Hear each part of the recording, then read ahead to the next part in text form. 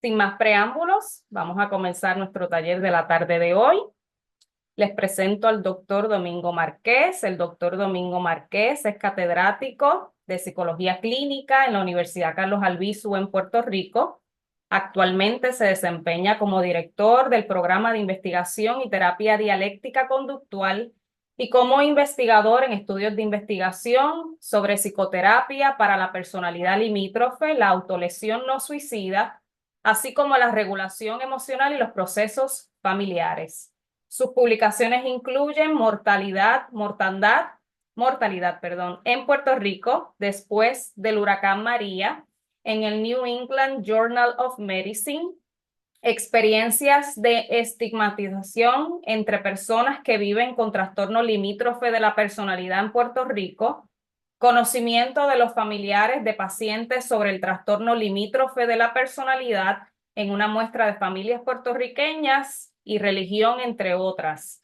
Marqués recibió su ID en Psicología Clínica en la Universidad de Ciencias de la Salud de Ponce, donde recibió el premio al estudiante distinguido, y su bachillerato lo hizo en Ciencias Sociales de la Universidad de Puerto Rico en recinto de Mayagüez. Ha sido honrado como psicólogo del año por la Asociación de Psicología de Puerto Rico en el 2018, así como el premio Mentor del Año en 2015. También fue celebrado por el Behavioral Sciences Journal como investigador del año en 2018. Además, la Universidad de Ciencias de la Salud de Ponce lo reconoció como profesor del año en 2013 y con el premio al estudiante distinguido en 2006. Por su impacto en la educación superior, la Universidad de Albizu eligió al doctor Marqués Reyes como profesor distinguido en 2018. En 2022 fue reconocido como Who's Who por excelencia en psicología. Sin más preámbulos, les dejo con el doctor Domingo Marqués y el taller La pasión sobre la razón, el manejo clínico del trastorno de personalidad limítrofe aplicando la terapia dialéctica conductual. Adelante. Gracias, Jennifer. Y buenas tardes, confirmando de nuevo que me ven y me escuchan bien. Sí, Ok. Em, Déjame ver si puedo compartir acá.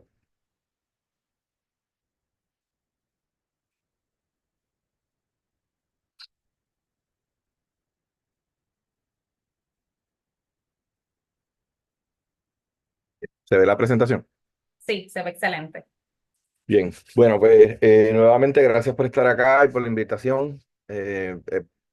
También para hacer un doble cotejo, entiendo que tenemos tanto profesionales en formación como profesionales y también de distintos países, ¿cierto?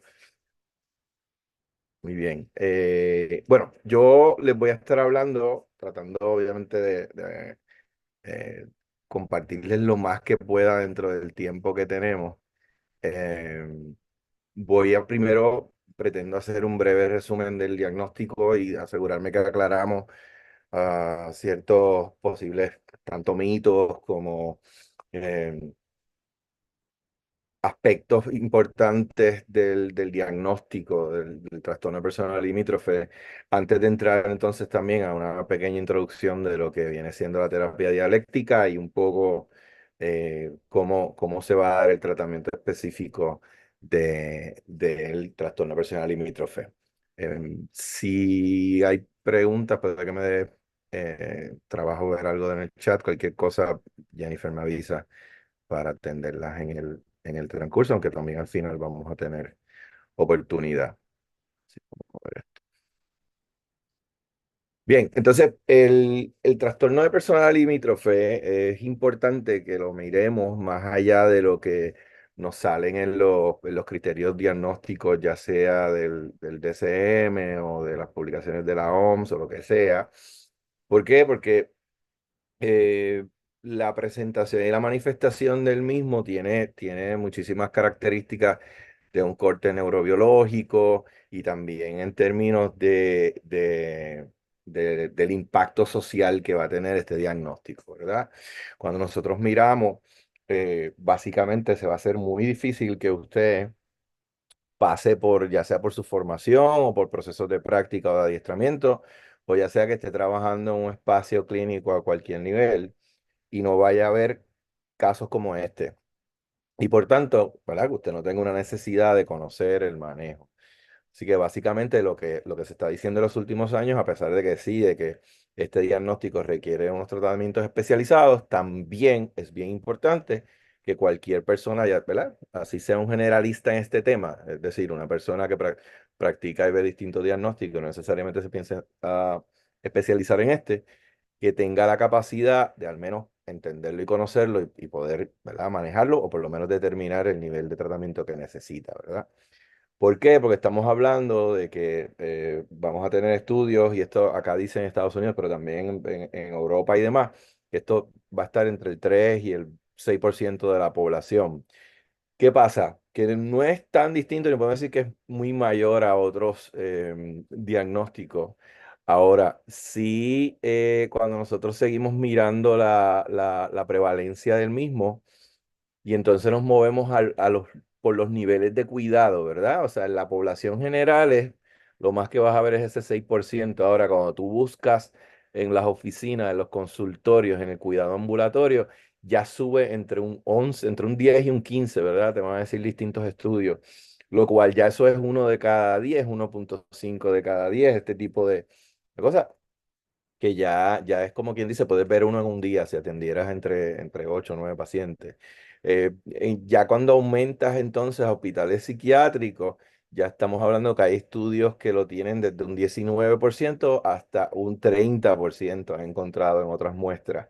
Así que eso nos deja ver que va a estar presente en todos los espacios o todos los niveles de cuidado. Por lo tanto, es sumamente importante que nosotros entendamos o podamos manejar el mismo, ¿verdad? Otras características que van a hacer que este diagnóstico esté presente o las razones por las que está tan presente en estos espacios son primero los intentos suicidas, y es importante que sepamos, ¿verdad? Que 10%, una de cada 10 personas que presentan conducta suicida mueren por suicidio. Entre las personas que viven con el trastorno de personalidad limítrofe a nivel estadístico, esto es importante porque ese 10% son de las personas que presentan intentos suicidas.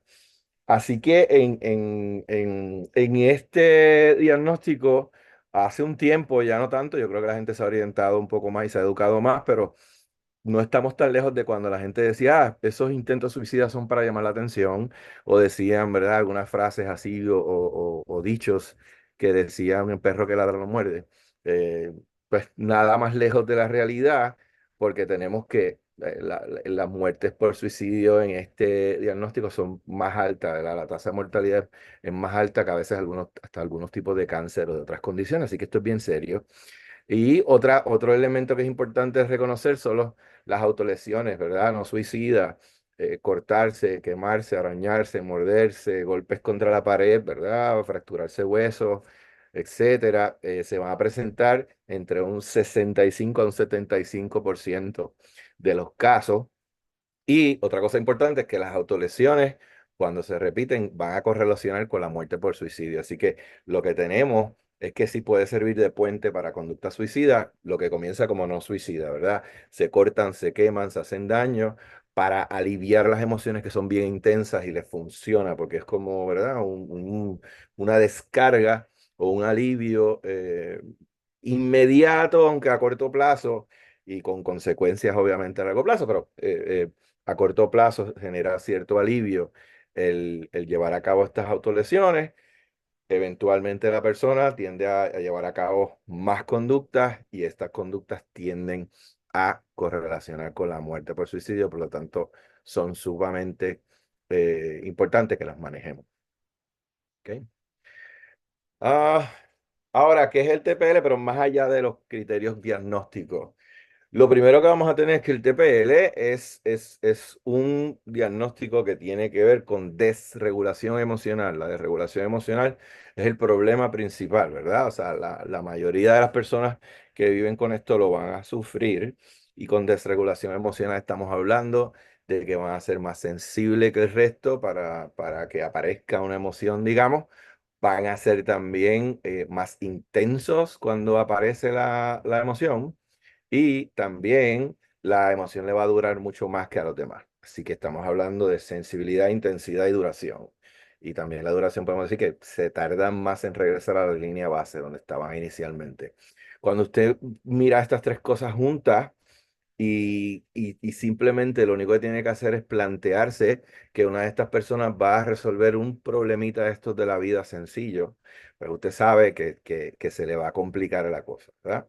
Porque si son bien sensibles, quiere decir que no tiene que ocurrir mucho para que aparezca una emoción. Si son bien intensos, quiere decir que esa aparición de esa emoción va a comenzar de entrada con una intensidad mucho mayor que el resto. ¿Verdad? Entonces, si se tardan en regresar a la línea base, así que es tan sencillo como imaginarse que estas personas no encuentran las llaves de su auto cuando quieren salir por la mañana para llegar al trabajo. Eso es suficiente, ¿verdad? Para que entonces su sistema completo le dispare un nivel de emoción sumamente fuerte y se le haga difícil bajarlo, ¿no? ¿Qué pasa? Que a su vez también presentan conductas impulsivas. ¿Verdad? Así que en lugar de simplemente respirar hondo y pensar en esto o lo otro, la emoción es tan intensa que es como si se estuvieran quemando, ¿no? Se desesperan. Y no sé si, ¿verdad? Se pueden identificar con este asunto, ¿verdad? Y haberlo visto que siempre se le está recomendando a la gente que si te pega fuego o si coge fuego tu piel o tu ropa, rueda por el piso. Y por alguna razón sabemos de miles de cuentos donde la gente quiere decírselo, tira del piso. Pero el que está en fuego está tan desesperado que hace cualquier cosa, incluyendo correr, que te dice que no, que obviamente está oxigenando más el fuego y va a aumentar. Y a mí me suena bien bonito y probablemente si un día mi ropa coge fuego voy a salir corriendo también, ¿verdad? Como una gallina por ahí para abajo. Así que este es el tipo de situación en la que ellos viven todos los días, ¿verdad? Todos los días va a ser bien difícil y por lo tanto llevan a cabo conductas impulsivas en desesperación. Igual también hay anécdotas de pescadores y cosas que han tenido naufragios y están a punto de ahogarse y han dicho que se agarran de cosas que se están hundiendo dentro de la desesperación. Una de las cosas que tratan es agarrarse de algo que también se está hundiendo y es hasta más pesado, porque en la desesperación tratas cualquier cosa. Así que ese es el día a día de estas personas, por lo tanto, las relaciones interpersonales son bien problemáticas y van a ser sumamente caóticas e intensas, ¿verdad? Porque obviamente cada vez que tengan coraje, el coraje siempre pide atacar, ellos van a atacar, no lo van a pensar dos veces. Y esto tiene, todas estas cosas que hemos identificado, tienen una base biológica, ¿verdad? A nivel neurobiológico, estas personas son diferentes, punto y se acabó. Tienen un cerebro diferente, ¿está bien? Van a tener a niveles de metabolitos en el cerebro, 5H, van a tener una amígdala hiperactiva, van a tener una corteza prefrontal hipoactiva y van a tener muchísimas diferencias en el cerebro, ¿verdad? Hay una lista de cosas que simplemente son diferentes. Tienen mayor tolerancia al dolor que el resto, tienen dificultad reconociendo las caras de los demás y parearlas con posibles emociones que tiene el otro. Van a tener, como dije, la amígdala hiperactiva, que es la que dispara las emociones. Y entonces la corteza prefrontal, que es la que te dice lo que es bueno y malo, cualquier buena idea para ti que te va a ayudar o no, es hipoactiva. ¿Ok? Así que sabemos que también cuando disparan las emociones, ya todo el proceso biológico, la parte biológica de la emoción, ya ha ocurrido por completo antes de que ellos se enteren, que es la segunda parte, la información que te dice está sintiendo algo. Ya ellos están completamente activas su emoción antes de que llegue el mensaje que están sintiendo algo. Versus la persona que está, digamos, más regulada con esa amígdala, cuando le está comenzando una emoción se puede dar cuenta. Puedo notar que estoy comenzando a avergonzarme o a bochornarme, como decimos, o que me está comenzando un miedo. Ellos ya están inundados en la emoción cuando le llega el mensaje de que pueden estar emocionales. Y cuidado que si algunos ya han actuado, ¿ok? Estoy viendo algunas preguntas acá. Sofía, en algún momento voy a tocar ese tema porque creo que lo tengo acá. Si no, me regañan y me lo recuerdan. Lo que no quiero es ir sobre él varias veces, ¿ok? Bueno, no hay problema. Me pegan un grito y yo lo cubro, pero entiendo que vamos a llegar a él. Y es importante, gracias por traerlo. En términos de los síntomas, miren, acá lo que tenemos son los criterios del DSM que ustedes los pueden, los los pueden buscar, no hay ningún problema, pero si se fijan, ahí hay algunas cosas que ya yo les mencioné, y de hecho, si usted identifica, usted pudiera reducir 4 o 5 de esos criterios a desregulación emocional. ¿Ves? Y luego impulsividad. Los últimos 3 criterios que le puse, o los últimos 3 elementos que son los problemas principales. Reacciones extremas de regulación emocional, relaciones intensas e conflictivas, eso fue lo que les dije ahorita. Distorsión e inestabilidad de autoimagen, eso responde también a la desregulación. La conducta impulsiva, eso es uno de los 3 ¿verdad? Elementos que les dije ahorita. La conducta suicida, desregulación emocional, estado de ánimo inestable, también vacío, coraje, ¿vieron? Em, Así que más bien, por eso es que decimos a veces que este es un trastorno de desregulación emocional, porque eso es lo que principalmente sucede. ¿Bien? ¿De dónde parte el DBT, que es el tratamiento? Y la mayoría están de acuerdo ya. O sea, todos los modelos, nosotros tenemos adiestramiento, ¿verdad? También en Mentalization Based Therapy, en Generalized Psychiatric Management, tenemos, ¿verdad? Tenemos distintos modelos con evidencia en los que estamos adiestrados, todos te van a decir lo mismo, ¿ok? A nivel biológico, estas personas nacen con una predisposición, un cerebro que es diferente, crecen en un ambiente que no les ayuda a aprender a manejar eso y se va a desarrollar, ¿está bien? Ahora, la teoría biosocial del DBT te va a decir eso. Hay unas características biológicas que si se fijan son la definición que le di de regulación emocional, también las diferencias que le hablé del cerebro y las características ambientales, que usualmente es un ambiente que llamamos invalidante, ¿verdad? Y la invalidación no es otra cosa que el no reconocer las reacciones o las emociones o las acciones de una persona como apropiadas, como adecuadas, como aceptadas para la situación, ¿verdad? Así que eso lo que hace es reforzar la regulación emocional y no le permite a la persona aprender. Así que cuando la persona nace con ese cerebro diferente y se cría en un ambiente que va a ser de esa manera invalidante, entendemos que se va a dar el trastorno de personalidad limítrofe. Así que en otras palabras, esta es la etiología del diagnóstico desde la mirada del DBT. ¿Bien? Y eso, como les dije, lo van a compartir mucho, lo compartía la mirada no solo Marshall Linehan, sino Gunderson y muchísimos otros que trabajan en el diagnóstico. ¿Está bien? Ok. Entonces, ya les adelanté algunas de estas cosas, ¿verdad? Les mencioné lo de la amígdala, el sistema cingulado y anterior, entonces, ¿verdad? Que eso tiene que ver con la corteza prefrontal, eso lo tienen ahí. Ya yo les envié para que les compartieran la presentación, que lo pueden mirar luego en detalles, pero básicamente ya esto se los mencioné, les mencioné la diferencia también de la mayor tolerancia al dolor, la diferencia de la lectura o reconocimiento de las caras, eso ya lo habíamos mencionado. Otra cosa que es importante que hablemos, ¿verdad? Es que aunque hemos trabajado bastante y se ha tratado de reducir, la realidad es que el diagnóstico del trastorno de personalidad limítrofe es uno que cuenta con distintos niveles y manifestaciones de estigma eh, que van desde los propios profesionales que tú todavía escuchas diciendo que no le quieren atender, que todavía piensan que son personas peligrosas, a la misma vez, después que hablan también de que no, que son difíciles o que son imposibles de manejar, a la misma vez reducen todo eso a que son changuerías o que es porque la persona quiere o como estos influencers que dicen que el pobre es pobre porque quiere. Como si fuera así de sencillo, ¿verdad? Que son expertos ahora en motivar a la gente por internet. Pues no, no es así, ¿verdad? Entonces, ¿qué pasa? Que esa estigmatización que viven a diario lleva a lo que llamamos el estigma internalizado.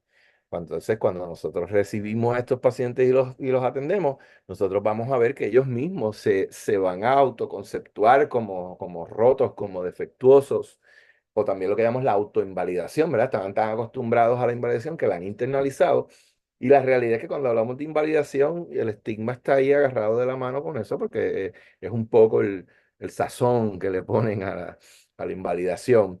Así que tenemos, de hecho, y hemos hecho unos proyectos de investigación nosotros acá en Puerto Rico, ¿verdad? Con una muestra, estoy seguro que esto no va a ser muy diferente en nuestros queridos países latinoamericanos, donde el estigma internalizado lo encontramos marcado y también entre profesionales, ¿verdad? Como dije, profesionales que ni se conocen los criterios diagnósticos bien, eso es otra, tienen poco conocimiento del diagnóstico. Tienes profesionales que piensan, porque se han hecho estudios, que piensan que el abuso sexual es un criterio y eso, yo no sé de dónde sacaron eso. Simplemente sabemos que en el grupo de personas que tienen el diagnóstico hay una prevalencia mayor que en el resto de la población o que en otros diagnósticos. Eso no es igual a un criterio, ¿verdad?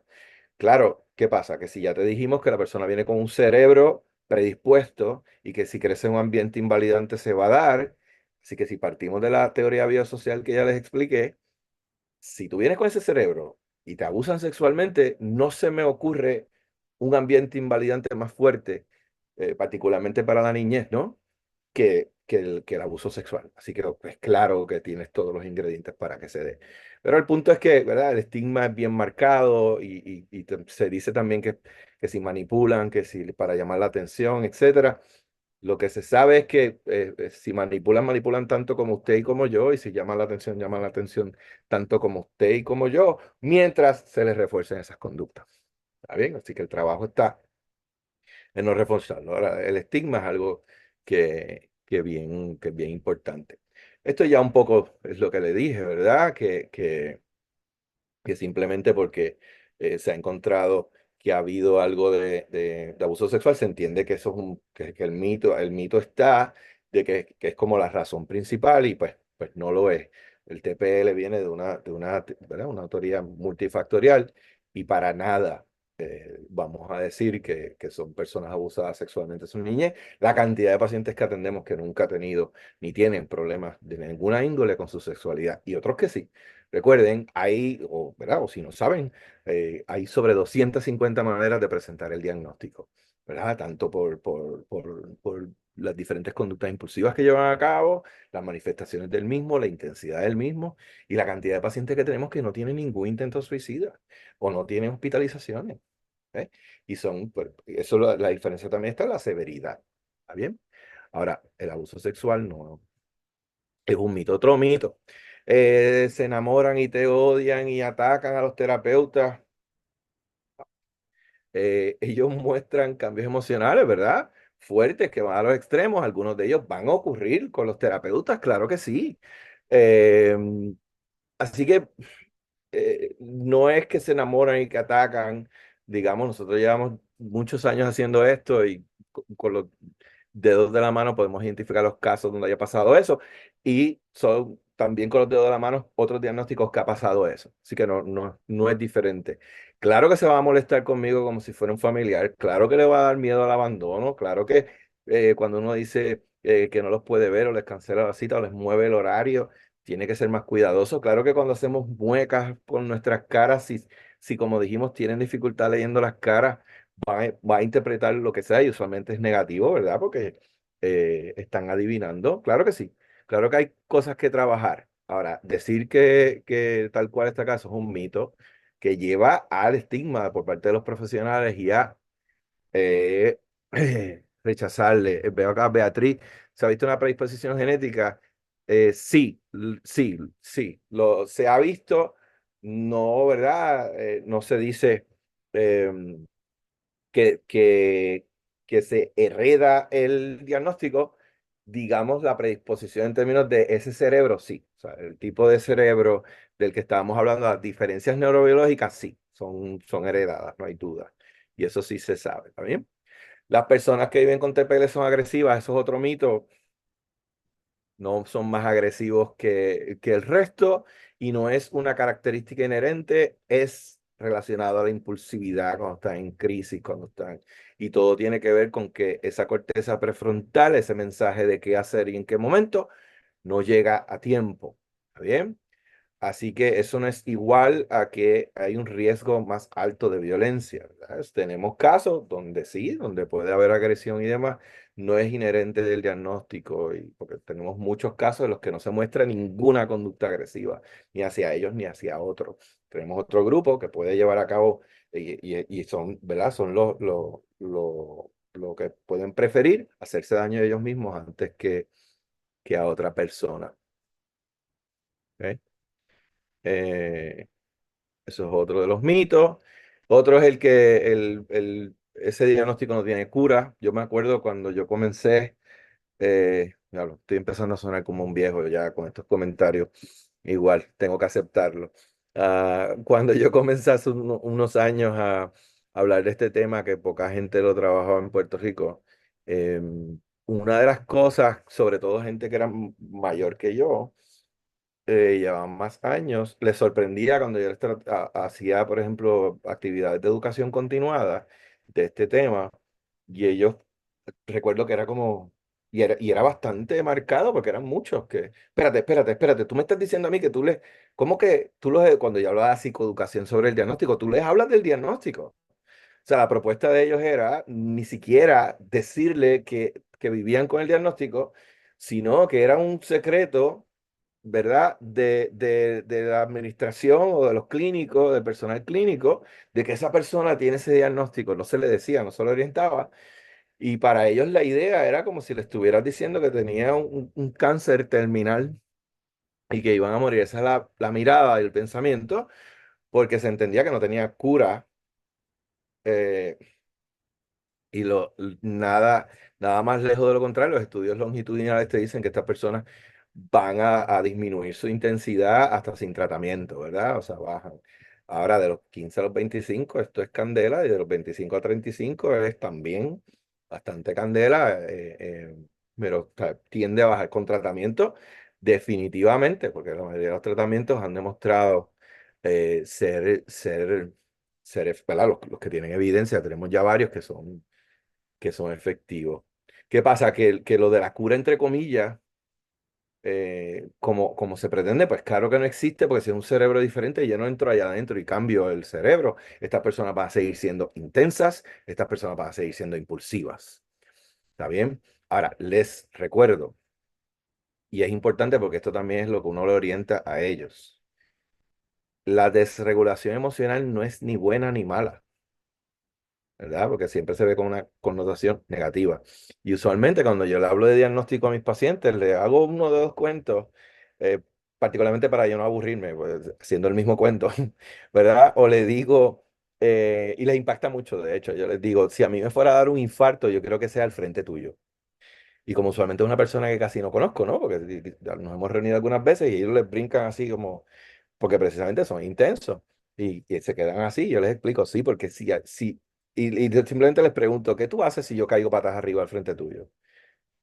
Nada más que la idea, cuando se lo planteo, tú ves que cambia su lenguaje corporal, tú ves que se ponen ansiosos, nerviosos, miedosos y se tardan, pero luego le digo, dime, ¿qué harías? Pues yo no sé, yo te agarro, yo esto, yo llamo, y si no hay nadie afuera, y si alguien está hablando por teléfono, le quito el teléfono, y si, ¿ves? Y siguen, y sí, ¿por qué?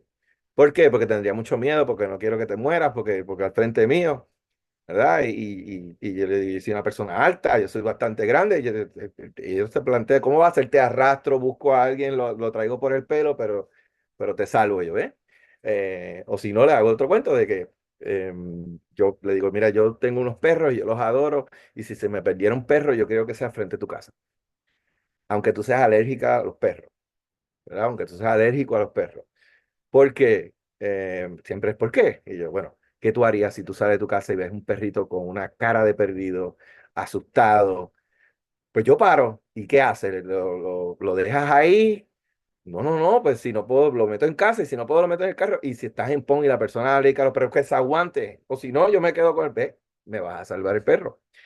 Porque de nuevo, esa intensidad y esa impulsividad, recuerden, también va en dirección de conductas prosociales, porque se desregulan también en amor, se desregulan también, se indignan con la injusticia y van a ser impulsivos.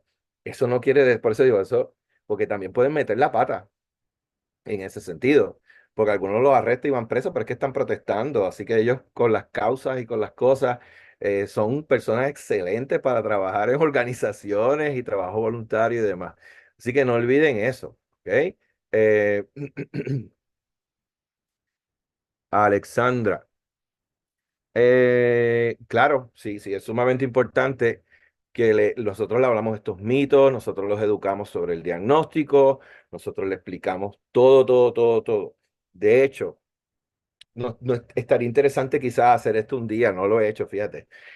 Lo hago en mi salón, yo llevo pacientes a las clases y les hablo a mis estudiantes. Quizás en una de estas conferencias yo debo poner alguna de estas láminas y que le explique a un paciente. Creo que la próxima vez lo voy a hacer así. Voy a invitar a un paciente y que entre y yo les aseguro que algunos, obviamente, son los que llevan más tiempo en tratamiento, vamos. Eh, pero yo le aseguro que un paciente puede explicarle muchas de las cosas que yo expliqué hasta ahora. O familiares también. De hecho, tenemos familiares que lideran grupos para otros familiares, grupos de apoyo y hacen toda la psicoeducación del diagnóstico ellos solitos a otros familiares. ¿Ves? Porque es todo lo contrario de cómo se hacía. ¿Ok? Aquí tienen, por ejemplo, resultados de lo de la estudio longitudinal. Miren cómo los criterios van bajando de 6,7 a 1,7 en un periodo de 10 años y cómo entonces también eh, mejoran en la funcionalidad. ¿Está bien? El tema de la manipulación. Este tema a mí me despierta mucha, eh, hasta un poco de coraje. Me tengo que editar, digamos, porque no me parece, primero que a nivel clínico no tiene sentido. La manipulación no es un criterio ni es un asunto clínico como tal. Esto es un juicio, digamos, social, que es interesante porque yo siempre he dicho que va en contra de toda intervención clínica. Porque cuando uno dice primero que pensar o sentirse manipulado no es evidencia de que está sucediendo, eso es lo primero, ¿verdad? Entonces, cuando un personal clínico dice que alguien está manipulando, la tendencia es que yo no voy a caer en eso. Yo me voy a proteger de eso. Entonces, ¿cómo usted va a intervenir? ¿Cómo usted va a averiguar? ¿Cómo usted va a cambiar conducta que usted no entiende porque no quiere ni siquiera explorarlas? Porque usted le tiene miedo a eso. Entonces, siempre he estado bien curioso con eso. Porque la lista de cosas que incluyen eso de manipulación es bien interesante porque incluye casi hasta criterios clínicos. Y ahí es donde yo digo, bueno, pero espérate, la gente que tiene catarro estornuda y no hay problema, le decimos salud. Y entonces las personas que llevan a cabo conductas impulsivas, que es lo que tiende a pasar, le pueden llamar acá manipulación. Así que tengo mucha dificultad con eso. Perdonen, que hay una pregunta acá que se queda colgando. Laura, yo mencioné que, como dije, que no vamos a lograr un cambio en el cerebro y creo que no abunde ahí, discúlpame. Lo que sí vamos a lograr es una reducción en hospitalizaciones, reducción en autolesiones no suicidas y eliminación de las mismas y va a aumentar el funcionamiento de la persona, por tanto, ¿verdad? Y le vamos a dar destrezas para mejorar las relaciones interpersonales y eso. No abunde ahí, discúlpame, Laura, gracias por traerlo. Em, la medicación no es necesaria. Hay casos donde sí se va a suceder. Ahora, lo- primero que no hay un medicamento aprobado para esto. No existe un medicamento para trastorno personal limítrofe. Qué bueno que lo traíste, pero no lo había mencionado. No existe un medicamento aprobado. Lo que hacen es, porque obviamente el diagnóstico, estas personas pueden entrar y salir de depresión, le pueden dar un antidepresivo, le pueden dar ansiolíticos, etcétera. Lo que pasa es que hay que tener mucho cuidado con muchos de estos medicamentos, porque usualmente hasta nos toca a nosotros el estar trabajando la adherencia para esos medicamentos. Y lo otro es que la manera en que algunos se ha demostrado que funcionan no es como usualmente o como están acostumbrados los psiquiatras a recetarlos, porque por ejemplo es antipsicóticos en dosis bien bajitas, estabilizadores del ánimo también bien bajitos. Sabemos que el omega 3, por ejemplo, en mujeres entre 20 y 25 años es más efectivo como antidepresivo para la depresión cuando está acompañada de borderline. Hay muchos asuntos ahí que trabajar ahora y conocer. Ahora, no son necesarios. Tenemos muchísimos casos ¿verdad? Y la terapia de BT y el Psychiatric Management de GPM y el Mentalization Based Therapy sin medicamentos ha demostrado ser efectivo. como dije, tenemos pacientes que los referimos porque pues, las crisis y demás, y luego se trabaja con editarlo. Pero sí, tenemos muchos pacientes que van a psiquiatra, muchos pacientes que no van a psiquiatra. Eh, y pues, no, como dije, muchos mejoran sin eso. ¿Está bien? Espero haberte aclarado y me ayudaste porque había como que un poco dejado, les había dejado colgando con algo de eso. ¿Está bien?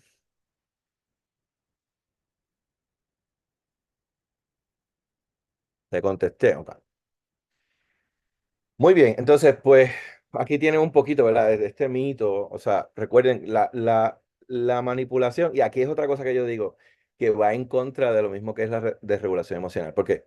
Porque la manipulación, por definición, es fría y calculada, ¿no? O sea, en la manipulación yo estoy llevando a cabo una conducta para que tú lleves a cabo otra, ¿verdad? O para que pase algo que yo quiero. De hecho, por definición, el 14 de febrero y todos los regalos involucrados son manipulación, por definición.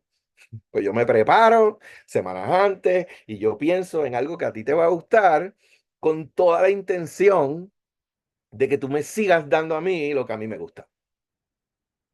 No, lamento haberles roto quizás todo el romanticismo y que no me escuche mi esposa cuando lo digo así.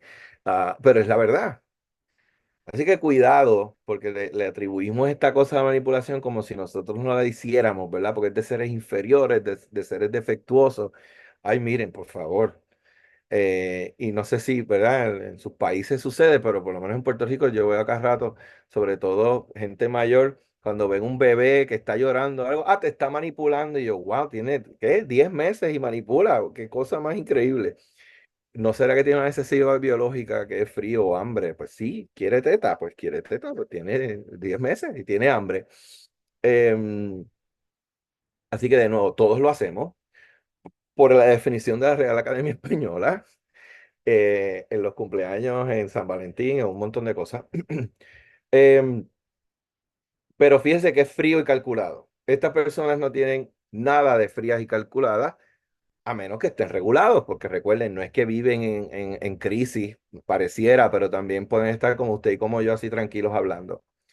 Y pues claro que pueden manipular como usted y yo el 14 de febrero o el día que sea, o el día del cumpleaños, o el día que quiera que su pareja o que su amigo o que su hijo o que su primo siga queriéndole mucho. ¿Está bien? Cuando le regala una manzana a la maestra para ser el favorito, ese cliché, pues eso es, por definición, lamento decirlo, manipulación. ¿Por qué brincamos a decir que no? Porque eh, eh, le buscamos en momentos de difemismo y en momentos de eufemismo porque la palabra es mala. Pues mire, como dije, no van a manipular más que más nadie. Está bien, el resto lo hacemos igual. Ahora, lo de ellos no puede ser frío y calculado porque es en impulsividad. Ellos van a llevar a cabo unas conductas que están reforzadas por el ambiente, eso lo vamos a ver ahora, por el ambiente o por la reacción que tienen en las mismas, que son muy diferentes. Porque es importante no meramente para decir, ay, es que ellos son buenos, no son malos, eso no me interesa, aunque no ayuda porque elimina, ¿verdad? O contribuye al estigma, es para que usted comprenda mejor el problema y lo pueda manejar. Así que es que a nivel clínico, por eso digo, cuando usted dice me está manipulando y se protege, o a mí nadie me va a manipular, creyendo que eso le hace proyectarse como un mejor clínico que se las sabe todas, no sabe nada, porque usted no entiende el problema, no lo puede intervenir. ¿Cómo diablo usted lo va a mejorar o lo va a intervenir si no lo quiere entender porque le cogió miedo? ¿Bien? Les dije que el tema me era importante. Aquí está lo de la bipolaridad que me habían preguntado, ¿verdad? Miren, ah, la respuesta es sí, el trastorno bipolar y el trastorno de personalidad limítrofe pueden co-ocurrir. Es poco probable, ¿verdad? Es posible, pero poco probable. En los casos que ocurre, son más difíciles de tratar. Ahora, la gran mayoría de las veces que usted vea estos dos diagnósticos es un error de diagnóstico. Es uno de los dos. No son los dos. Es uno de los dos. Estamos. ¿Por qué? Porque hay ciertos síntomas que se pueden parecer y ciertas conductas, particularmente cuando hay hipomanía o manía, y ciertas conductas también impulsivas que pudieran dar la impresión de ser las mismas que ocurren en el trastorno de personalidad limítrofe. ¿Ok? Ah, cosas que nos van a dejar llevar, ¿verdad? Primero que el TPL no va a responder el tratamiento farmacológico tan rápido como la bipolaridad. Lo otro es que la bipolaridad es episódica, ¿verdad? Cuando va a estar un periodo deprimido, un periodo hipománico o mánico. Ahora, nada que ver una con la otra. Y no es como que empiezas con TPL y desarrollas bipolaridad. O sea, no hay nada de eso. ¿Cómo usted lo distingue? La manera más fácil de distinguirlo, obviamente partiendo de la premisa de que ya hay un conocimiento clínico y un reconocimiento de criterios de los dos diagnósticos, etcétera. Asumiendo que ya usted sabe lo básico, es sencillo. Le voy a dar una trampita, ¿no? Como decimos, una trampa para encontrarlo. ¿Qué pasa? Que cuando es una crisis por el trastorno de personalidad limítrofe, usted va a ver una reacción que cuando usted busque, usted va a poder relacionar a lo que le pasó. Y usted también sentiría lo mismo. No haría lo mismo ni lo sentiría tan fuerte.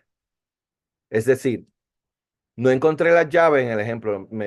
Estaba tarde para el trabajo y no encontraba las llaves y me puse furioso y rompí no sé qué diablo, ¿verdad?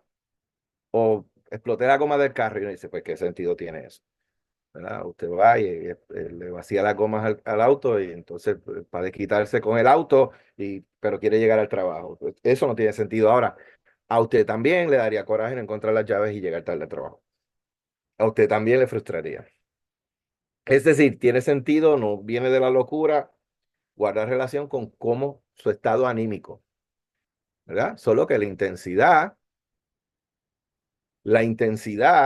y la impulsividad no guardan relación con lo que haría la mayoría. ¿Estamos? Ahora, ¿qué pasa? Que como decimos, guarda relación con lo que le sucedió. Cuando le suceden cosas tristes, se van a poner tristes, solo que más triste, 10 veces más triste que usted. Y las cosas que usted pensaría hacer, pero no las hace, ellos ya las hicieron. Ya las hicieron y las compraron y las trataron de devolver a la tienda y usted todavía no ni ha actuado porque no lo siente tan fuerte. Es decir, que eso es en el trastorno personal limítrofe. Cuando hablamos de bipolaridad, nosotros vamos a estar hablando de unos episodios que tienen comienzo, que tienen fin. ¿Ok? Nosotros en el TPL vamos a ver reacciones inmediatas a lo que está sucediendo. Si nos suceden muchas cosas o una que sea bien marcada, podemos entrar en crisis y perder control. En bipolaridad le tocan episodios. ¿Qué pasa? Que la persona puede estar en el día más feliz de su vida y si le toca, porque le decimos que le toca, porque como es neurobiológico, el día que le toque un episodio de depresión, no importa que sea el mejor día de su vida, se va a deprimir. Y no hay nada que nadie pueda hacer al respecto. Así que puede ser el día de su graduación, puede ser el día en que le dieron la mejor noticia, puede ser el día, y si le tocaba deprimirse, se va a deprimir.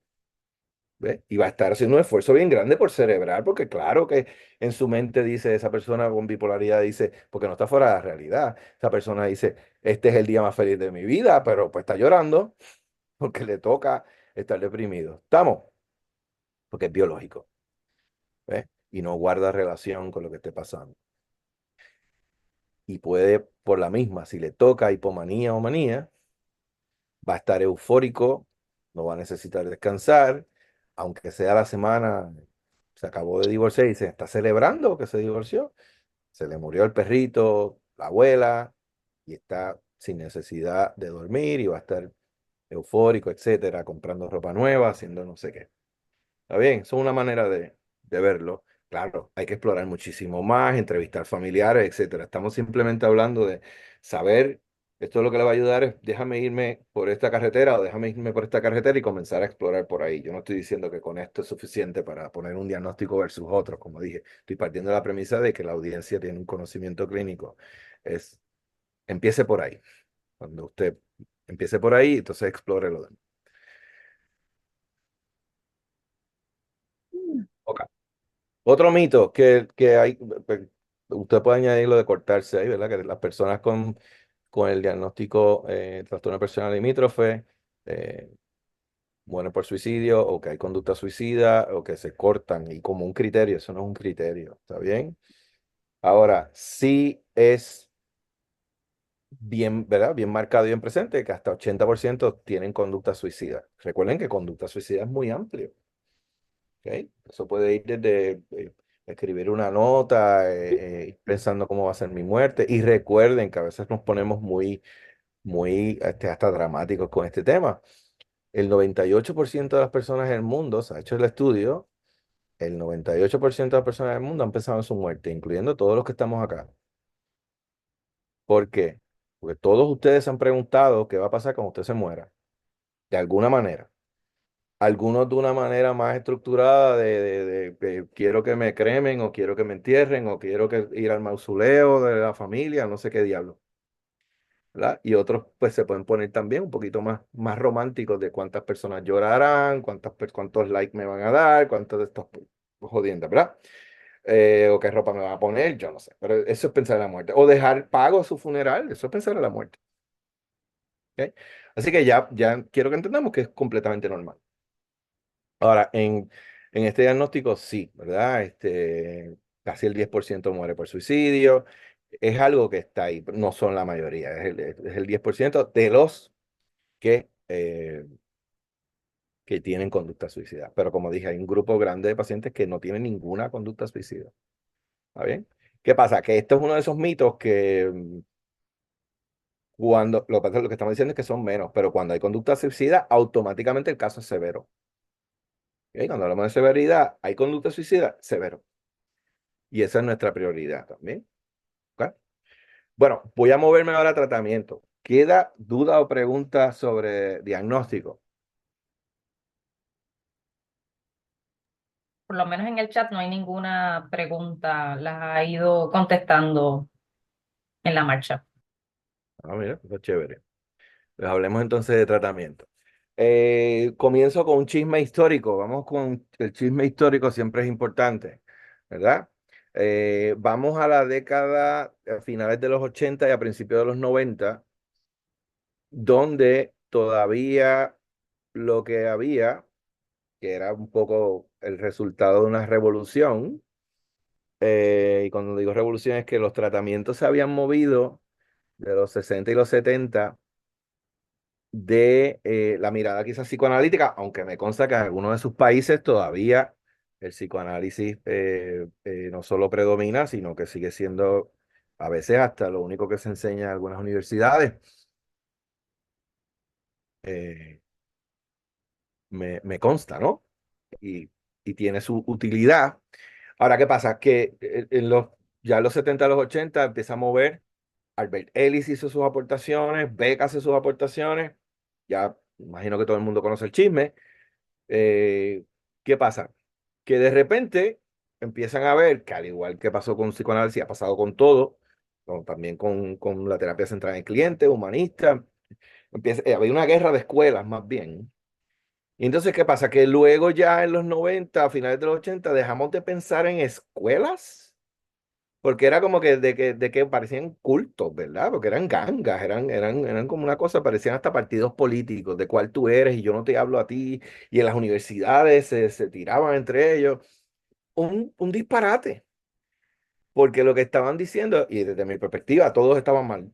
¿Por qué? Porque todos decían, incluyendo cognitivos y conductuales, cuando estaban por separado y todo, ¿qué decían? Lo que va en contra de lo que está planteando en esta organización, ¿verdad? Que un solo modelo servía para todo. Entonces, todos, me imagino, todos ustedes han estudiado estas teorías de personalidad, que si el hombre y la patología sale de aquí, y le podían llamar de otra manera, pero básicamente decían, y las personas, ¿verdad? Y allá venía Rogers y te decía que cuando la incongruencia, y ahí venía la ansiedad, y la angustia venía entre el yo real y el yo ideal, y venían los cognitivos, no, de las distorsiones cognitivas, y venía él y los mandaba a todos a la porra y les decía que no, que eran las ideas irracionales. Y venía otro grupo a decir, no, esto ocurrió antes de los 5 años y se planchó y ahí está, y la culpa es de tu mamá. Era todo, todos reclamaban que podían atender todos los diagnósticos. ¿Qué pasa? Que ¿verdad? A veces en los deportes dicen la bola no miente, no sé si han escuchado eso, la pelota no miente, porque tienden a pasar las cosas que tienen que pasar, no importa lo que tú creas. Pues de la misma manera como en los deportes, que suceden las cosas que va a suceder, ya sea fútbol, ya sea béisbol, les dicen la pelota no miente, porque no importa lo que tú digas de un equipo y el otro, termina pasando lo que tiene que pasar. Pues terminó pasando lo que tenía que pasar. ¿Qué pasa? Que cuando tratamos de llevar a cabo mejores servicios de salud mental, obviamente con una mirada capitalista de devolver la gente a los trabajos lo más rápido posible, nunca ha sido por bondad. Luego de la Segunda Guerra Mundial, toda esta gente que llega, que no tiene lesiones físicas, pero sí mentales y no pueden trabajar, se invierte dinero en crear clínicas y recursos para que usted regrese a trabajar. ¿Qué pasa? Que en esos esfuerzos continúan y tienes, por ejemplo, trastornos alimenticios. Inicialmente, pues, eso es cosa de modelitos, eso es cosa de gente que se quiere ver bien, de repente eso empieza a tener un costo social. Es un diagnóstico que empieza a tener un costo social porque la gente está hospitalizada, no están trabajando, no están en la universidad, no están produciendo nada y nos están costando no solo económicamente, sino socialmente porque no producen, las familias tampoco, los días de enfermedad, los días de vacaciones de los familiares, en hospitalizaciones, por ejemplo. Entonces, pacientes con conducta suicida, lo mismo, hospitalización, hospitalización, los familiares cogiendo días libres, tomando días libres del trabajo, lo mismo con abuso de sustancia, lo mismo con...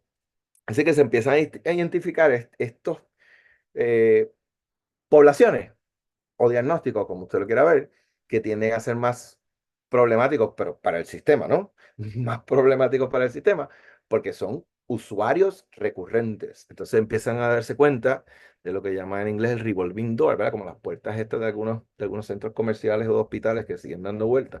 Y la gente entra y sale, seguía entrando y saliendo del hospital y ni mejoraban por los tratamientos que tenían y allá adentro se peleaban los psicoanalistas con los conductistas con esto, pero al final del día no estaba funcionando. ¿Ok? Y entonces dicen, necesitamos sentarnos a ver qué tienen estas personas en común. Conducta suicida, trastorno alimenticio, uso de sustancias. Vamos a ser más específicos. Conductas impulsivas, emociones intensas, y no son personas en crisis, que ese era un error. Entonces, podemos decir que todos los otros tratamientos, conductismo, van a funcionar para una persona en crisis. Lo que pasa es que estas no son personas en crisis, son personas propensas a crisis. Gran diferencia. Y para eso no había nada. Ahí no había ni terapia cognitiva, ni... ¿Por qué? Porque todos esos modelos parten de la premisa de que usted tiene suficiente, usted está en crisis, pero usted tiene suficientes herramientas aprendidas para poner en práctica y que tenga efecto mis recomendaciones. O si no doy recomendaciones, digamos un psicoanálisis clásico, que usted llegue a sus propias conclusiones y que haya un alivio, que haya un... Pero todas parten de lo mismo. Aún el humanista que dice que no hace nada, pero sí, pero con la aceptación es suficiente para que haya unos cambios.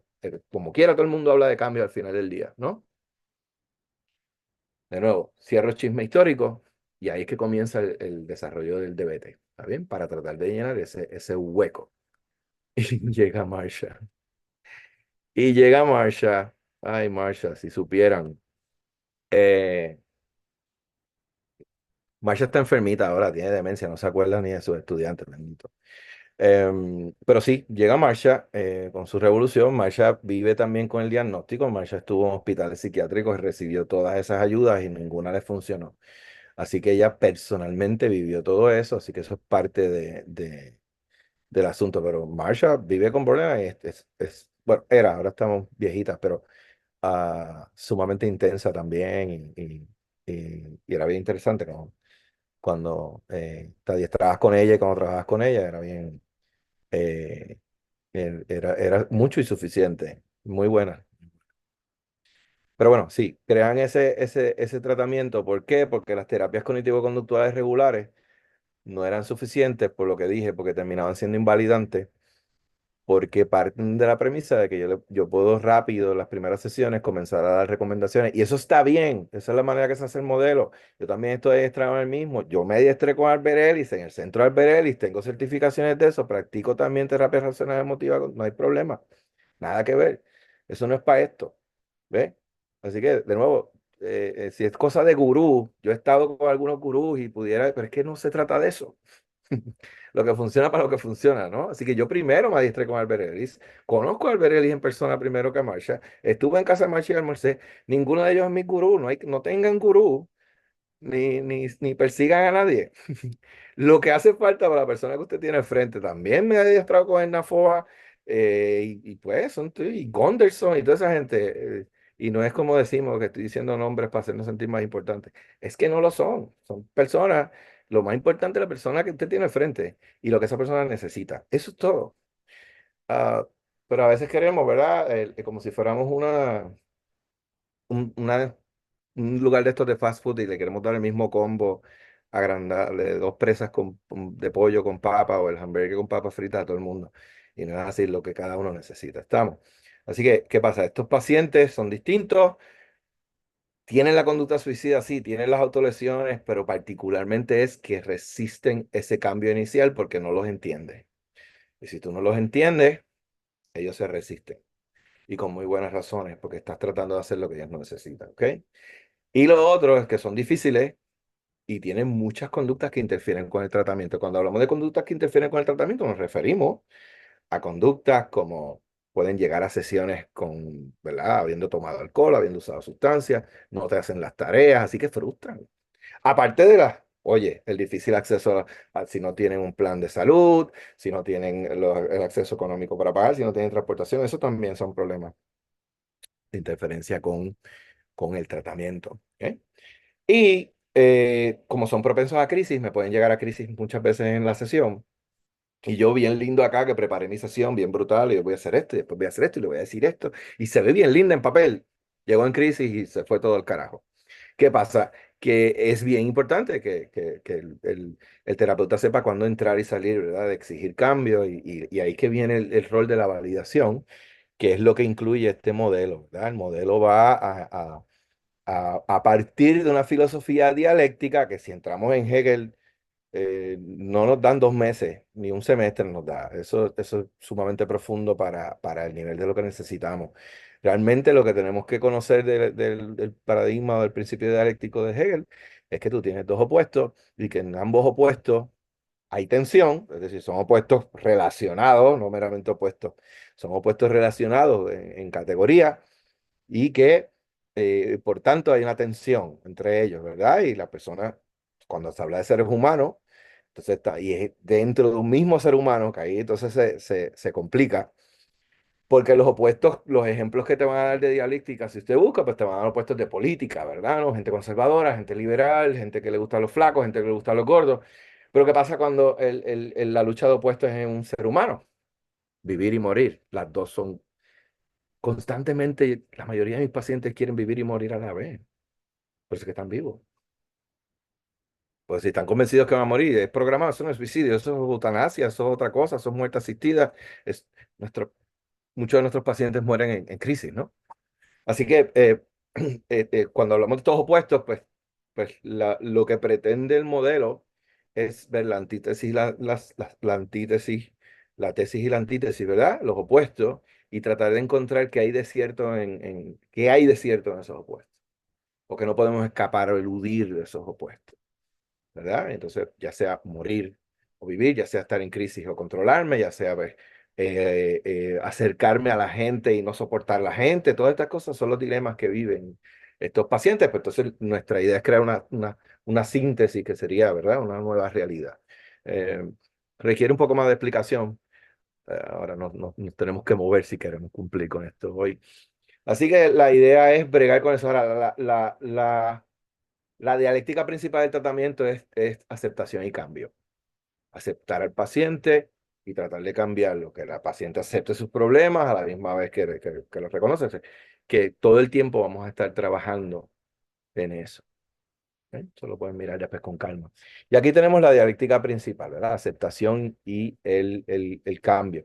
Y ya les dije, los pacientes que viven con BPD o con TPL se sienten invalidados cuando nos enfocamos en el cambio. Y la mayoría de los, ¿verdad?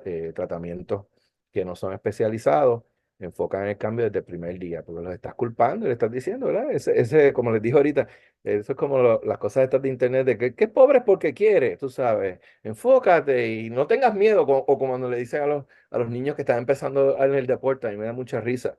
No tengas miedo. Y yo siempre, a mí no me importa, donde sea, los corrijo cuando único intervengo con algún entrenador, le digo, mira, dile que lo hagan con miedo. Dile que lo hagan con miedo. No le digas que no tenga miedo porque ya de por sí piensa que está defectuoso. Si a todos les da miedo y tú le dices que no tengan miedo, ¿cómo tú quieres que ejecuten en cancha, ¿no? O por dar un ejemplo, no tiene que ser un deporte, cualquier cosa, sea un coro, o sea, en teatro. Sí, sal con miedo y que te quede como te quede y eventualmente se te va. ¿Ok? Así que estas personas necesitan construir una mejor vida y aceptar la vida tal cual es. Sí, tu vida es propensa a crisis, llena de problemas, ¿eh? Te quieres sentir mejor y tienes que aprender a tolerar las emociones. Y ahí viene la primera lucha de, pues entonces tienes que, para lograr eso, tienes que dejar las conductas impulsivas. O sea, no puede ser que cada vez que te sientas mal. De hecho, antes de verlos a ustedes, atendí a una paciente y aquí está, le quité esto de marihuana. Yo te lo doy al final de, no porque yo sea la policía de la marihuana, ni porque lo vaya a usar. Es más que el hecho de que se convierte en un escape. Entonces, pues una muleta, como decimos, ¿no? O un bastón para andar y cada vez que se sienta mal usa eso y no va a tratarlo o no va a aprender ninguna conducta nueva. ¿Ok? Luego, y si sigo buscando la gaveta, les puedo enseñar un montón de cosas que tengo. Parece como una maestra que quita juguetes en la escuela. Eh, Ok, entonces las modalidades. Ya vamos a hablar del DBT. El DBT tiene unas modalidades. Eh, y son varias, ¿verdad? Y todas tienen su razón de ser y su importancia cuando se crea el modelo. ¿Por qué? Porque una de las cosas que dijimos es que el terapeuta individual no puede hacer su trabajo si está manejando las emociones al mismo tiempo que quiere enseñar, dar como clases de cómo, volvemos, en lugar de usar esto, que es una tijera, eh, y cortarse, pues yo quiero enseñarle que haga respiraciones, pace breathing, inhala contando hasta 4, exhala contando hasta 7 y darle toda la psicoeducación para eso. Yo no tengo tiempo en la terapia individual. Así que, ¿qué pasa? Que tenemos una terapia grupal que realmente no es tanto terapia grupal nada, porque es como una clase. Tiene un formato didáctico, hay un manual que literalmente tiene el libreto. eh, y en esas terapias grupales o sesiones grupales, ¿verdad? O clases, como le quiere llamar, los pacientes tienen un material que se les entrega, se les da tarea todas las semanas y ellos salen a practicar lo que aprenden ahí. Esos grupos tienen unas reglas, obviamente, para que no se hable de cómo se hacen daño, etcétera, etcétera, para no motivarles. Pero la idea de terapia individual y grupal aparte es que entonces en la terapia individual, entonces como terapeuta yo puedo ir agarrando, usando, aplicando, tomando prestado de lo que se le enseña en grupo para entonces ¿verdad? Las metas que yo establezco, las conductas que yo deseo, los targets, metas en terapia individual, la persona las vaya cumpliendo, poniendo en práctica o generalizando esas destrezas que aprende en grupo. ¿Ok?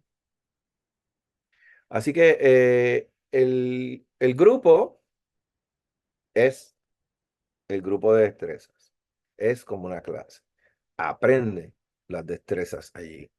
En terapia individual yo se las redirijo a el día a día, ¿ok? En el grupo las va a practicar, pero las va a practicar, digamos, en papel, con no necesariamente situaciones, ¿verdad? Eventualmente las van a hacer con situaciones críticas, pero empiezan a practicar sin necesidad, ¿verdad?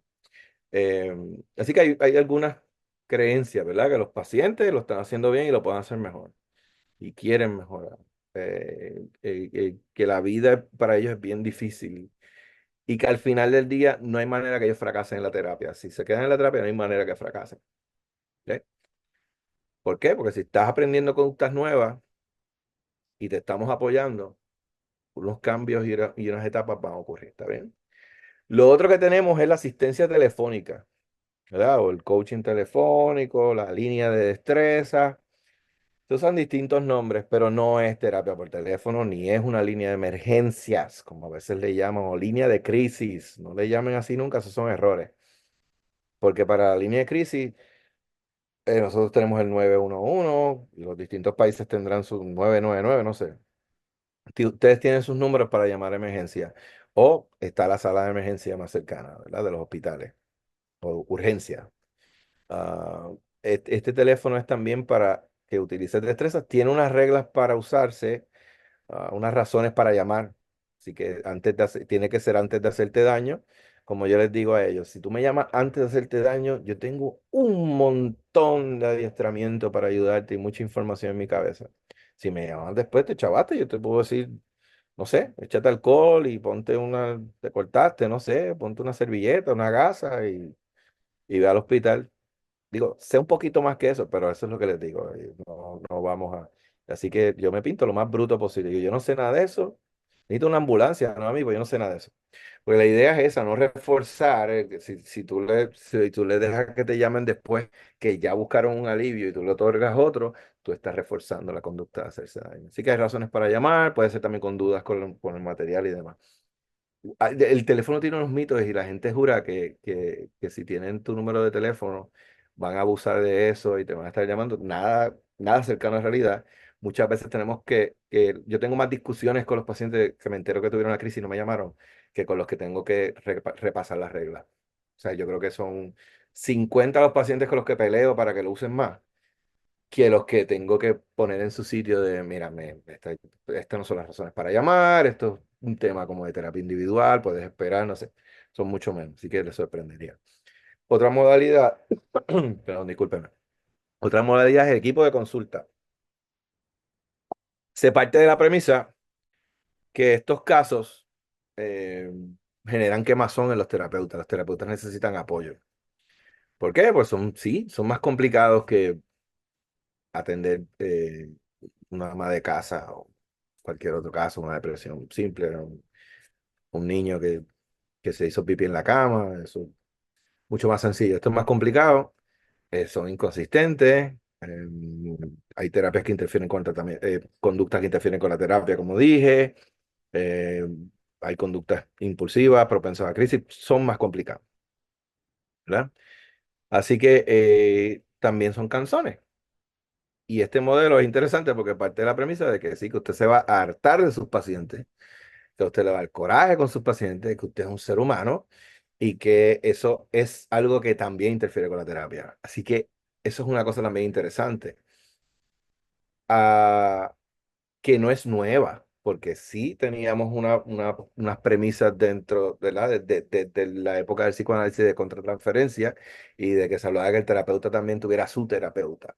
Y que el concepto no es nuevo, el formato sí. Ok, así que pueden verlo como si fuera parecido al asunto de contratransferencia, pero aquí se parte de la premisa que eso va a pasar y se te da el apoyo, no esperamos a que. Así que esa es la diferencia. La diferencia no es como que pues, yo en mi terapia, en mi análisis, lo hablaré. No, no, no, acá tengas que hablar o no, nos reunimos semanalmente porque tú también eres el apoyo para los demás. Así que es un equipo de consulta donde, a pesar de que parece que es como de supervisión clínica, no lo es, que lo más importante es como medir o hablar de nuestros niveles de quemazón y cómo estamos con el burnout y qué paciente nos soportamos esa semana ¿ves? Y qué paciente nos estamos dando cuenta que, ay, fulano me toca hoy, ese tipo de cosas. O también que en nuestra vida, ¿cómo te va? O sea, mira, sobre todo en situaciones como la mía, que tengo programas dentro de programas de adiestramiento doctoral y pues tengo también estudiantes que tienen el estrés de los estudios. Tengo un montón de pacientes y esta semana tengo este examen y tengo lo otro y me dejé del novio y tú sabes, mi familia, mi abuela está enferma y, ¿verdad? O sea, un desastre natural, esto, lo otro. Se estamos bregando con la vida. Así que el equipo de consultas para darnos apoyo y asegurarnos de que nos mantengamos en adherencia con el DBT, porque una de las cosas principales que pasa es que el terapeuta deja de hacer DBT, porque es más fácil. Hacer el DBT es más cansón porque tienes que enfrentar, ¿verdad? Tienes que ir de frente contra esas crisis de los pacientes, ¿verdad? Y lo otro que también tenemos, que ya esto es adicional, esas son las 4 modalidades de DBT. Ahora también tenemos programas para familiares que son bien importantes y el terapeuta individual también es como, tiene un componente de manejo de casos. Y con eso nos referimos a que el terapeuta individual también si tiene que buscar un nutricionista, si tiene que buscar a alguien que ayude con finanzas, si tiene que buscar se encarga de, ¿verdad? De buscar eso para también que sirva de ayuda. Si son grupos de alcohólicos anónimos, si son algunas de estas otras cosas de apoyo, las va a buscar. Entonces, este diagrama lo pongo acá porque está en inglés, pero sin embargo lo que tienen ahí es lo que llaman la casita del tratamiento, ¿verdad? La casa del tratamiento del DBT, porque es una metáfora de cómo va el tratamiento. Entonces, la razón por la que se la pongo es para que vean que en la 2, pero a la izquierda ven, que hay unos problemas y cada uno de los problemas identificados tiene una etapa, ¿ok? Y el tratamiento es por etapa, en la etapa uno, etapa 2, etapa 3 y etapa 4. No necesariamente vamos a entrar en estos detalles, pero obviamente la etapa uno. Y hay una etapa de pretratamiento. Así que esta es la etapa de tratamiento. Yo en las primeras sesiones estoy trabajando con el paciente, explicándole bien el diagnóstico. Primero, llevando a cabo una evaluación diagnóstica bien hecha, con pruebas y demás. Segundo, explicarle bien ese diagnóstico y asegurarme que cualifica para el DBT, porque de nuevo no vamos a caer en lo que estábamos criticando ahorita, de que porque yo hago DBT esto sirve para todo el mundo. No, esto es un tratamiento complicado que requiere un montón de cosas y no toda persona que vive con borderline tenemos que insertarla en este programa que es especializado y que es complicado, que requiere muchas cosas. Así que después que entendemos todo eso en el pretratamiento y hacemos compromiso y nos entendemos, pasan estas etapas. Lo primero es que la persona esté viva. ¿Verdad? Así que en la primera etapa hay cero evidencia que el DBT funcione con personas muertas, funciona con personas vivas. Así que lo primero que tengo que asegurar es que esté vivo y luego que me asegure que esté vivo es que llegue a terapia y luego de que me aseguro que llega a terapia es que llega a terapia coherente y consciente y orientado. Así que no me puede llegar borracho ni bajo efecto de sustancia, ni digo, puede, pero tenemos que trabajar. Así que ese va a ser el énfasis de la primera etapa, es control conductual. Y ahí que se va a reducir las crisis. Así que ahí yo no empiezo que si tu vida, que si tu papá, que si tu mamá, que si trauma. No, no, no. Esto es cómo hacemos para que te cortes menos. ¿Cómo hacemos para que llegues aquí? ¿Cómo hacemos para que no te provoques el vómito? ¿Cómo hacemos para que no te des atracones? ¿Cómo hacemos para que no robes artículos en tiendas y te vayan a meter, ¿verdad?, preso la policía? ¿Cómo hacemos para que no tengas promiscuidad y te vayas a infectar con algo? ¿Cómo hacemos para que no te emborraches y amanezcas en la cama de alguien que no conoces? Todo ese tipo de cosas. Nos vamos a trabajar ahí. Así que es hermoso, porque empezamos con lo más calientito, por eso es que está el fuego allá abajo, se está quemando la casa. Tenemos que subir rápido. Eh, y por eso es que ahí es que viene lo bueno, que viene el grupo. También se dan en el pretratamiento unos videos y unas sesiones y recuerden, perdón, el DBT se hace en equipo. Así que yo soy el terapeuta individual, va a tener sus dos terapeutas grupales, que uno de ellos pudiera ser su terapeuta individual, pasa, que es en equipo. Ahora, a la misma vez, en ese pretratamiento, además del terapeuta individual, puede haber otro terapeuta haciendo unas sesiones adicionales con unos videos que se dan que son de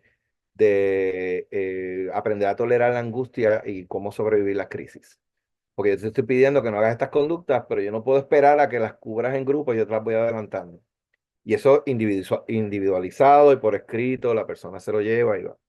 Y por ahí vamos por las etapas. Ya en etapa 2 estás en grupo, tienes destreza. Ahí podemos trabajar si, con exposición, si hay síntomas de estrés postraumático, este tipo de cosas. Ya puedo hacer reestructuración cognitiva, ya puedo hacer algo más bien parecido a CBT, ¿ve? Puedo hacer otras cosas que puedo integrar de otros modelos. Y ya en la etapa 3 empezamos bueno, ¿qué te falta? ¿O qué dejaste cuando empezaron todas las crisis? ¿Estabas estudiando y te tuviste que dar de baja a la universidad o tuviste que no has vuelto a trabajar? Pues vamos a ponernos esas metas, vamos a regresar a trabajar o a estudiar o lo que vayas a hacer, pero necesitamos que estés más funcional. Eh, sí, ¿verdad? Te quitaron los hijos, pues que recuperes a tus hijos o lo que sea. ¿Verdad? Y ya la etapa 4 es la que decimos que es la de lujo, ¿verdad? La de buscar el bienestar y poder bregar con las incoherencias de la vida y con la injusticia. Pero esa se puede hacer, para eso no hace falta DBT. En esa, aunque muy pocos pacientes lo aceptan, a ellos les encanta terminar con nosotros. Ahora, ya en esa se puede hacer fuera de DBT. Y puede ser cualquier modalidad. Ahí sí que pueden, si quieren hacer psicoanálisis, si quieren hacer gestalt, lo que les dé la gana. Porque ahí ya ellos no hay crisis, no hay hospitalizaciones, eh, pueden estar en terapia regular. No necesitan un programa especializado. A veces un poco lo forzamos si tenemos lista de espera, por ejemplo, y sabemos que tenemos todas estas personas con esta peligrosidad de etapa uno, pues los movemos a clínica regular, como se le puede llamar. ¿Está bien? Bueno, entonces aquí tienen un ejemplo de lo que vendrían siendo nuestras conductas identificadas como metas, ¿verdad? Nuestras conductas deseadas, las que queremos cambiar. Esto es un ejemplo literal, ¿verdad? Ya cuando está individualizado. Y, y nosotros vamos identificando con ellos por escrito en el pretratamiento, cuando se está haciendo esa evaluación. las conductas que queremos cambiar y cuando hay conductas de autodaño. Tenemos también una escala completa que administramos con todas las posibles conductas de autodaño y ahí sacamos y las discutimos con ellos. Porque queremos conocer las que están llevando a cabo ahora y las que han tenido a través de la vida, porque se mueven. O sea, tú puedes tener, de repente tienes una paciente de 30 años y en la adolescencia a lo mejor robó en tiendas, pero ahora no. Eh, a lo mejor ya pasó por un trastorno alimenticio, ahora no. O tuvo problemas de sustancia, ahora no. Se cortaba, ahora no. Pero siempre tienen algo porque todas son lo mismo, todas son la manera de escapar de la situación, que ahora van a ver un diagrama de eso. Pero ahí tiene un ejemplo, ¿verdad? Que vaya a las citas con el endocrinólogo, porque si tiene dolor por endometriosis, pero no va, pues que vaya. No tiene transportación para la cita, pues ver de qué manera ayudamos. Mire, le hemos coordinado hasta con los municipios o con los alcaldes, transportación a 2 o 3 personas que viven en el mismo municipio para que lleguen a las clínicas. Por ejemplo, en la de Ponce, en el sur de Puerto Rico, teníamos el pueblo que está arriba, pero que es bien de montaña, pues bajaban 3 pacientes en un vehículo que se coordinó con el municipio de Las Juntas, por ejemplo. Hemos hecho 1000 cosas y se hacen, ¿no? Así que eso es parte del asunto. Ahí tenemos otro ejemplo, pacientes que usan insulina, eso es un ejemplo interesante, que se sobremedican con la insulina para desconectarse. Alarse el cabello, pellizcarse, ahí se pone la frecuencia y entonces vamos midiendo cómo te va con eso, etcétera, ¿ok? Como dije, mantenerse haciendo DBT es difícil, que no lo hagas no es igual a que eres un mal terapeuta. Es que pues, necesitas más supervisión, necesitas hablarlo con el equipo de consulta, porque nos pasa todo, ¿verdad? Cuando llega un momento, lo que pasa es que recuerden, uno va con una meta y estas personas se pueden desregular hasta por lo que tú dices y te trancan, ¿verdad? No te permiten moverte y ahí es que vienen una serie de estrategias que le llaman las estrategias dialécticas, que son para eso. ¿Bien? Bueno, esto ya lo dijimos. Realmente. Ok. Ahora, para aquellos de ustedes que aprenden un poco mejor de manera visual, tienen esto. ¿Cuál es el problema y dónde están los refuerzos? ¿Verdad? En este ejemplo que tienen acá, si se fijan a la izquierda, cuando estas personas tienen un evento que puede ser cualquiera, presente, pasado, futuro, interno, externo, puede ser cualquier cosa. Pero en el ejemplo que te ponen acá hay un conflicto interpersonal que les activa la idea o miedo al abandono y también lo pueden interpretar como una invalidación. Ahí que viene la desregulación emocional, que ya dijimos, ¿verdad? Que son la sensibilidad y demás. La persona se va a desesperar y lo próximo que va a pasar, que lo ven arriba, es la evitación o el escape, la conducta impulsiva. Y ahí viene la conducta del problema, que puede ser alcohol, drogas, autoagresión o agredir a otra persona. ¿Qué pasa? Que eso genera un alivio temporero y eso es lo que llamamos un refuerzo negativo, porque me va a eliminar, me va a aliviar eliminando algo. ¿Ok? Y hay un alivio temporal en el ejemplo, los demás se alejan, me dejan quieto. Y ese refuerzo fortalece todo ese proceso. Y ese va a seguir así como un ciclo. ¿Ok? Y esas conductas problemáticas, que si usted mirara el DCM, por ejemplo, es bien gracioso porque tiene unos criterios más ambiguos que hay. Te dice que las personas que vienen con este diagnóstico van a tener una conducta impulsiva y otras maneras de articularlo, pero más bien te dicen una conducta impulsiva potencialmente dañina. Y entonces lo gracioso es que te ponen por ejemplo y te dan 2 o 3 ejemplos. Pero entonces te tiene que adivinar las demás. Nosotros hicimos una investigación con una muestra de personas con este diagnóstico para tratar de identificar todas las que hacen, que ya salían en la literatura, ¿verdad? Por separado. Y estos son los porcentajes de la muestra. Robar en tiendas o a personas 42%, manejar el auto de manera negligente 63%. No dudo que en Puerto Rico sea más alto que en otros países porque parece que usted sale a la calle y parece una competencia de Fórmula 1. Agredir o romper cosas, 83%, peleas físicas, 78%. Esto es que lo hayan hecho alguna vez en su vida. Cortarse, 41%. Fíjense que una conducta como cortarse, 41% sigue siendo alta, pero es más común robar en esta muestra. Y se habla, ¿verdad?, de cortarse como si fuera algo, casi un criterio. 14% se había quemado la piel, morderse 54%, abuso de alcohol, eso era más de 8 tragos. 58%, sobredosis de drogas recetadas o ilegales, 53%, el consumismo, ¿verdad? El salir a comprar para aliviar emociones o si 49%, sexo no es tener sexo, es sexo. Había dos criterios para estar incluido ahí. Era en promiscuidad o por miedo al abandono, es decir, sin deseo. No tengo deseo de tener sexo, pero voy a tener sexo de manera impulsiva por el miedo, porque entonces esta persona me deja, 61%. Atracones de comida, 53%. Tatuaje, no es tener un tatuaje, gente, es ir a hacerse un tatuaje sin planificar.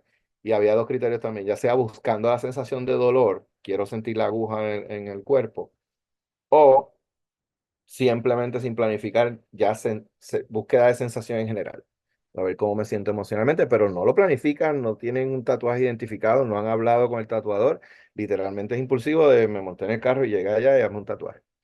Hospital, no es haber estado en el hospital, es que también decide irse al hospital para, no, ¿verdad? Escapar, evitar algo que no quieren manejar, 36%, y cambio de imagen, 37%. De nuevo, no es un cambio de imagen en el que planifiqué cortarme el pelo y ahora voy a usar blusas de esta manera o camisetas de aquella otra, es sin planificar, ¿verdad? Así que entre sesión y sesión te puede llegar con el pelo azul, te puede llegar con el pelo corto, de repente se visten todo de negro y responde a cómo se siente. ¿Está bien? Luego hicimos otro estudio comparando con estudiantes y también comparando con pacientes, digamos, del resto, ¿verdad? Diagnósticos clínicos regulares. Y si se fijan, el TPL sigue siendo el más alto en todos, aunque es importante decir que estas conductas siempre hay que evaluarlas porque fíjate que se presentan a través de todos los diagnósticos y como dijimos, el criterio era que fuera para regular emociones, o sea, que se usa para regular las emociones, buscando calmarse, autocalmarse, ¿verdad? Ah, ya esto también un poco se lo dije, ¿verdad? ¿Por qué trabajamos tanto y fastidiamos tanto con que estas personas no lleven a cabo autoagresiones? Particularmente porque ya dije, correlaciona con la muerte por suicidio. Y si los pacientes discuten mucho conmigo, y siempre uso la número 5 pues ya me caíste bien, ya me importa y pues no quiero que siga porque no vas a terminar bien. Pero sabemos que viven con vergüenza y culpa, que tienen problemas médicos, interpersonales, económicos, en el trabajo, etcétera. ¿Cómo hacemos eso?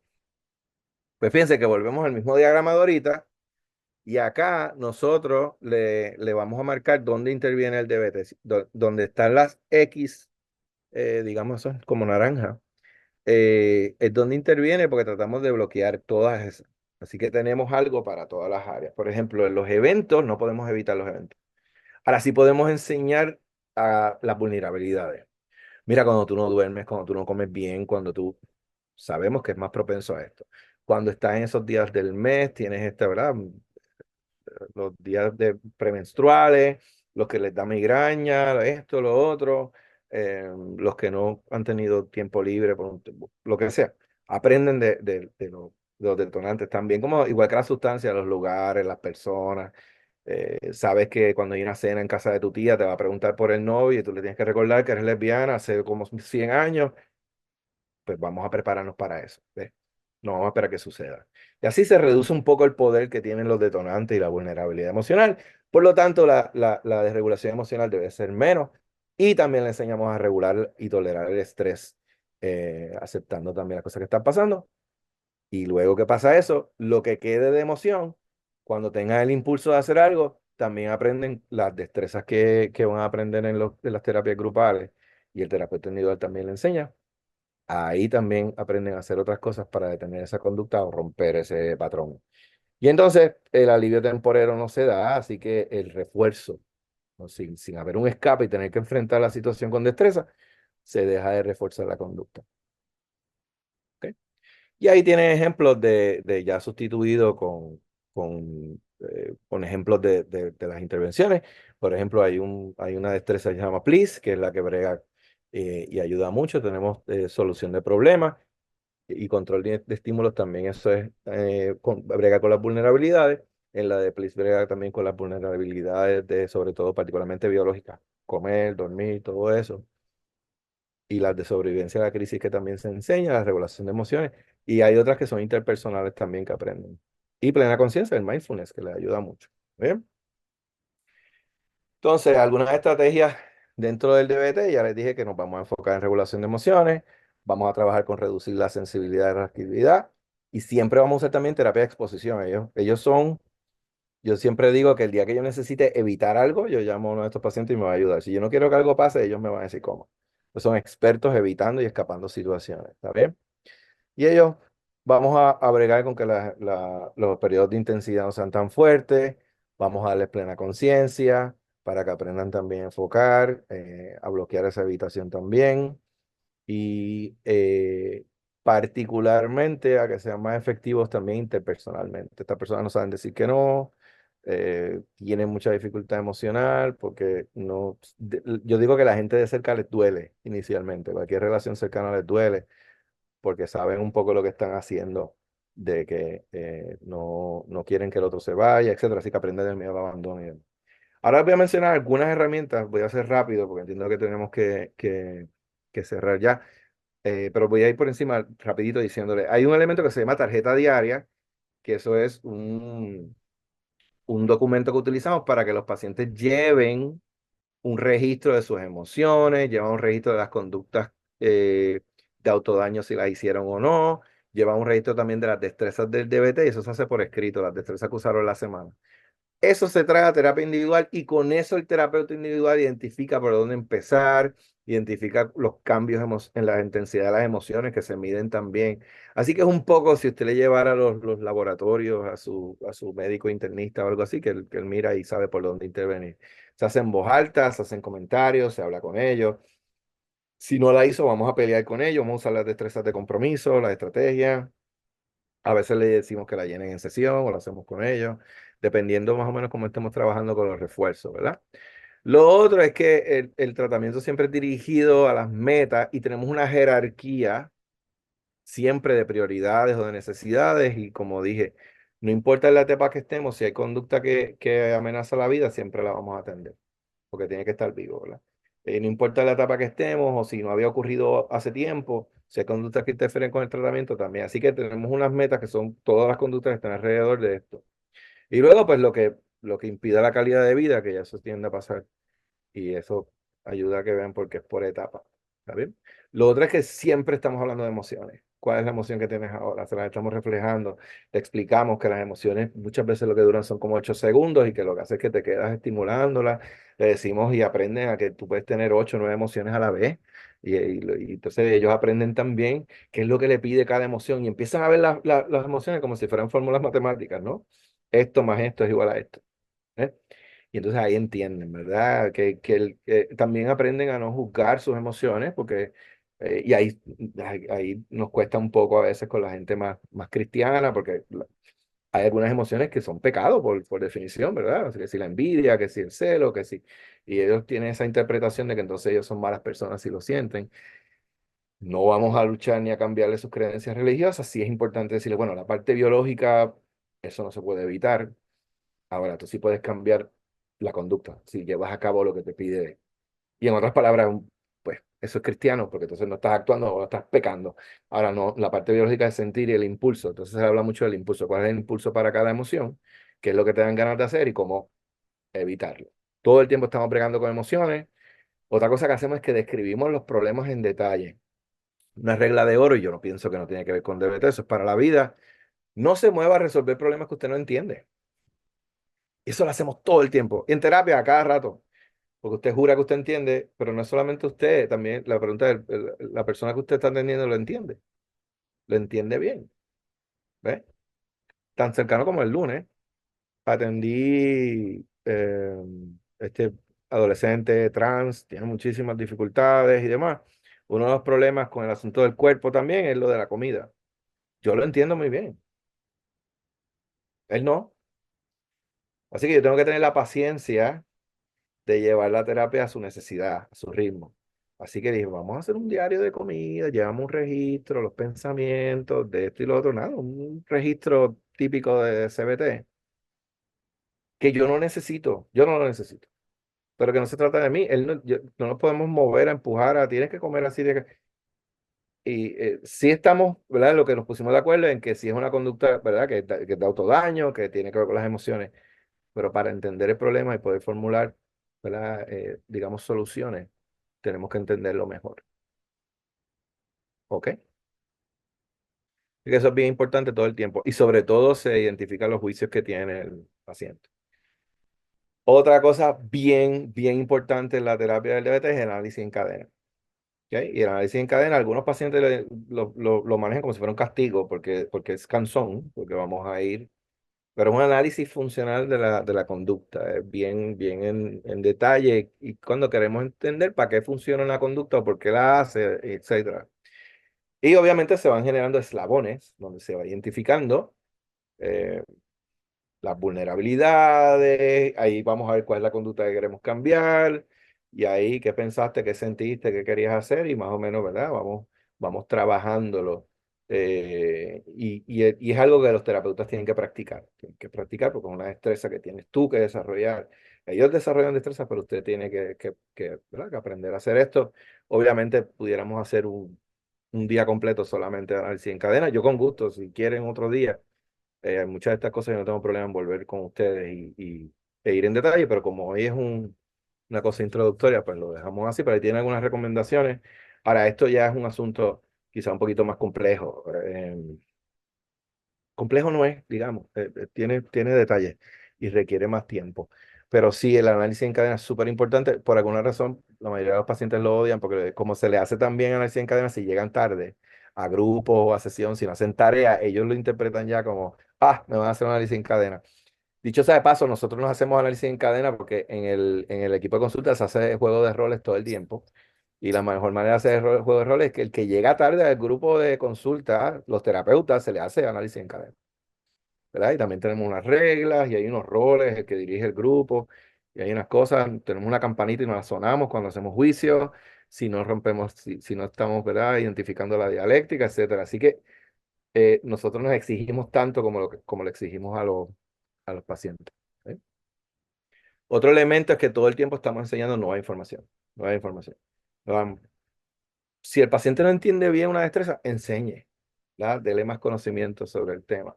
Aclare. No lo entiende. Ese es el ejemplo que está diciendo ahora. No se puede mover a arreglar un problema que no se entiende bien. Mucha psicoeducación de todo lo que usted tenga. Y entonces ahí, después que ha hecho todo eso, usted hizo análisis en cadena, usted entendió todo, usted entiende la historia, usted entiende la vulnerabilidad, carajete, ahí es que se puede entonces hablar de generar soluciones. Así que el DBT es bien exigente en eso. Hay otros elementos, obviamente, de la terapia, pero no tenemos tiempo para eso. Creo que lo dejo acá, pero las soluciones tienen que ir acorde con todo lo que se vio, tienen que ser individualizadas, porque para eso es el modelo y luego de eso siempre vamos a ver qué le bloquea de hacerlo. Tiene miedo o falta más, o falta otra destreza que integrar, no es capaz de hacerlo en plena conciencia, todo ese análisis se va a hacer y lo tenemos que adaptar a la realidad de ellos. Pero lo que no vamos a hacer es que en la primera sesión le vamos a decir, bueno, pues búscate un hobby, vete a nadar, no tiene piscina, vete a hacer yoga, ¿usted ha visto el costo de una clase de yoga? Una sola. ¿Verdad? Las más económicas, $20 por un ratito, etcétera. Así que bien consciente de eso, obviamente, y ese trabajo es parte del modelo. Pero bueno, hasta aquí porque creo que me pasé del tiempo, perdón. No pasa nada, igual ha estado No muy creo, me pasé. interesante. Ha estado muy interesante. Gracias por su tiempo. Está